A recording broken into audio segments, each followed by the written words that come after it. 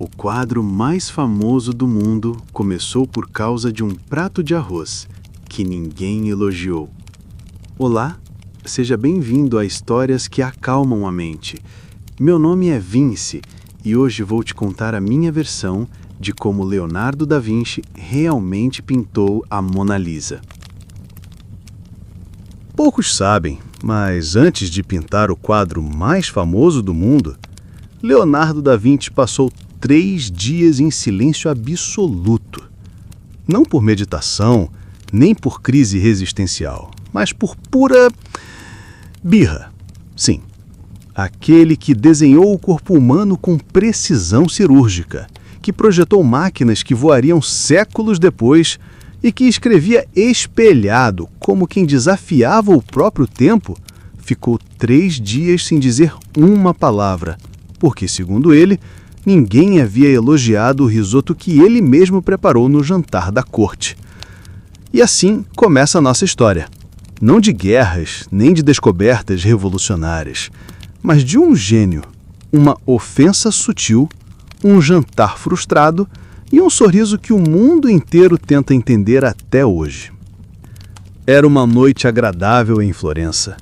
O tipo de noite em que o vento parece saber onde soprar e as estrelas se colocam exatamente nos lugares certos. Leonardo estava animado. Tinha passado o dia inteiro testando um novo tempero. Arroz com ervas silvestres e vinho branco, anotou em seu caderno com entusiasmo. Desta vez ninguém ousará ignorar meu talento culinário, murmurou para si mesmo, ajeitando a barba com dignidade. O jantar foi servido, as taças tintinaram e os convidados conversavam animadamente sobre tudo, menos o arroz. Leonardo observava. Um sorriso amarelo no rosto, um olho em cada canto da mesa. Até que Ludovico Sforza, o patrono da noite, elogiou o pão. Sim, o pão, feito por um padeiro novo, cujo único talento era se perder nos próprios fornos. E Leonardo congelou. Ele baixou os olhos para seu prato, levantou-se com elegância e saiu da sala sem dizer nada. 3 dias. 3 longos dias de silêncio. Segundo relatos da época, ele apenas escrevia, rabiscava códigos, desenhava engrenagens impossíveis e, ocasionalmente, olhava para o nada com um olhar que queria apagar a humanidade com um compasso. Foi neste estado que surgiu a ideia: pintar algo que não precisasse ser explicado nem elogiado, mas que incomodasse. Leonardo decidiu que precisava de um retrato, não qualquer retrato. Algo sutil, silencioso, quase provocador. Algo que fosse essencialmente um risoto em forma de pintura. Simples, mas inegavelmente sofisticado. Foi então que conheceu Lisa. Ou melhor, foi apresentado a Lisa por engano. Estava procurando uma dama da corte, mas confundiu os nomes. Lisa Gherardini, esposa de um comerciante, não tinha grande status nem grandes pretensões, mas tinha um sorriso. Um sorriso que ela usava não para seduzir, nem para agradar, mas para não falar. Ela sorria como quem guarda um segredo banal, tipo saber onde esconderam os bons figos do palácio, mas nunca contar. Leonardo viu aquilo e soube. Perfeito! Finalmente alguém que também não fala quando está irritado. A pintura começou, mas, como tudo que Leonardo fazia, começou e não terminou. Passaram-se semanas, depois meses. Cada detalhe era refeito. Os olhos refletiam mais do que viam. As mãos como se estivessem prestes a mover, mas decididamente imóveis. O sorriso? Ah, o sorriso. Ele não mudava, mas Leonardo jurava que sim. Alguns dizem que ele tentou replicar o sabor do risoto no tom da pele dela. outros que escondia pequenas piadas visuais na sombra do cabelo. Mas uma coisa é certa: a Mona Lisa foi pintada com raiva refinada. Ao fim daquele ano, o quadro ainda não estava pronto. Leonardo dizia que arte não se apressa, mas no fundo, ninguém havia perguntado. Lisa partiu, o mundo girou e o quadro ficou ali, sorrindo para ninguém. Mas Leonardo sabia. Nem todos os gritos vêm da garganta. Alguns vêm em forma de olhos que olham direto para você, enquanto um canto da boca se ergue só o suficiente para te lembrar que você ignorou o arroz. A Mona Lisa havia sido iniciada não por inspiração divina, mas por um silêncio teimoso. Leonardo, ofendido por não receber elogios pelo seu arroz de vinho branco, mergulhou num estado de introspecção que resultaria no quadro mais estudado e debatido da história da arte. A modelo, Lisa Gherardini, com seu sorriso quase debochado, tornou-se o espelho do próprio gênio de Leonardo. Um homem que falava pouco, mas desenhava tudo. A pintura não foi terminada. Pelo menos não naquele ano. Nem no seguinte, nem no próximo. E ainda assim, Leonardo a carregaria para onde fosse, como quem leva um fantasma mudo dentro de uma moldura. 1479. Leonardo já não morava em Florença. Tinha passado por Milão, Roma, Bolonha e agora estava a caminho da França, como hóspede ou prisioneiro de luxo do rei Francisco I. E sim, ele levou o quadro. Não entregou a Lisa, nem ao marido dela, nem ao Estado. A Mona Lisa tornou-se parte de sua bagagem pessoal. Entre cadernos de anotações e esquemas de máquinas impossíveis, lá estava ela, enrolada, protegida, silenciosa. Como uma companheira que não envelhece, mas também não responde. Diziam que ele falava com o quadro, à noite, em francês. Mesmo que o quadro não falasse de volta, ele parecia satisfeito em preencher os silêncios que os humanos nunca souberam honrar. A Mona Lisa era para Leonardo aquilo que o arroz nunca foi para os convidados: inesquecível. Em seus últimos anos, Leonardo escreveu mais do que nunca. Rabiscos invertidos, listas, frases enigmáticas.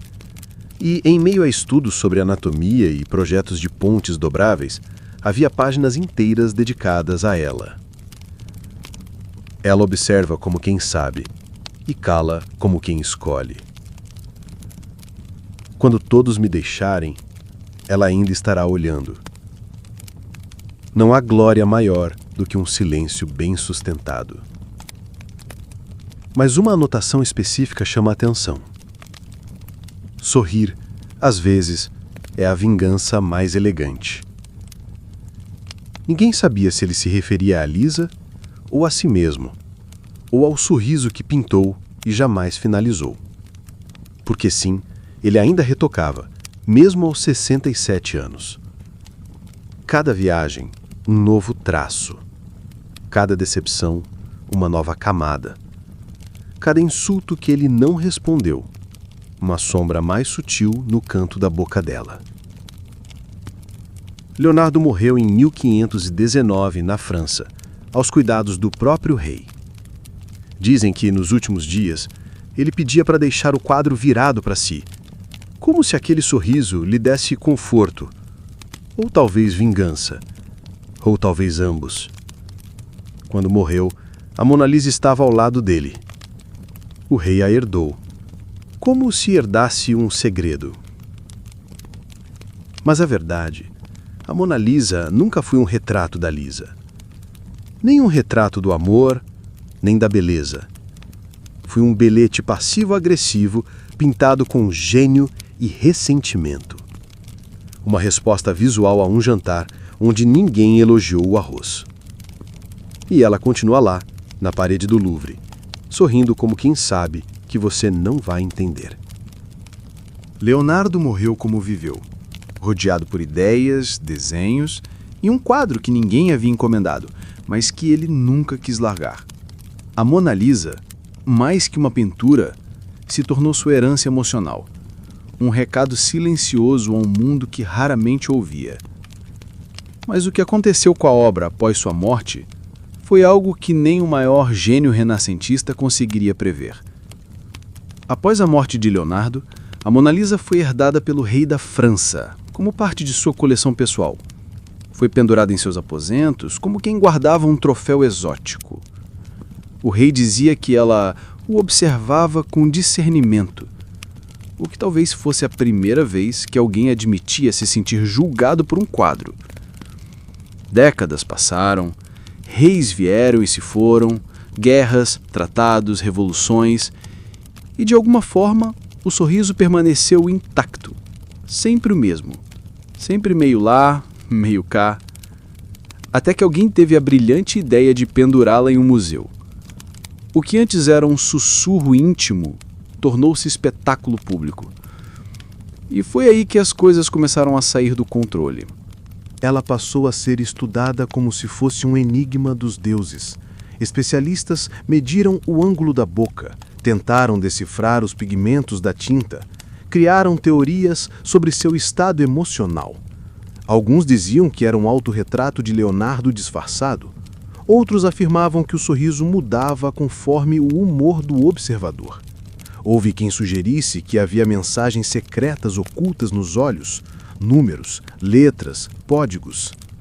Enquanto isso, Mona Lisa permanecia sorrindo. Milhares faziam filas só para encará-la por 30 segundos. Flashes, suspiros, selfies tremidas. O silêncio dela contrastava com o barulho do mundo moderno, como se zombasse da pressa com que a admiravam. Leonardo provavelmente acharia hilário. Em 1911, alguém decidiu roubá-la. Sim, um homem chamado Vincenzo Perugia, pintor de paredes e patriota italiano, escondeu-se no museu, enrolou a obra debaixo do braço e saiu tranquilamente. Ficou desaparecida por 2 anos. E nesses 2 anos, a fama da Mona Lisa explodiu. Manchetes, pânico cultural, teorias absurdas. Diziam que ela tinha sido vendida a milionários secretos, que havia sido destruída, que tinha fugido por vontade própria. Quando foi recuperada, a pintura voltou ao Louvre como uma celebridade pop, mas com uma calma que nenhuma estrela suportaria manter.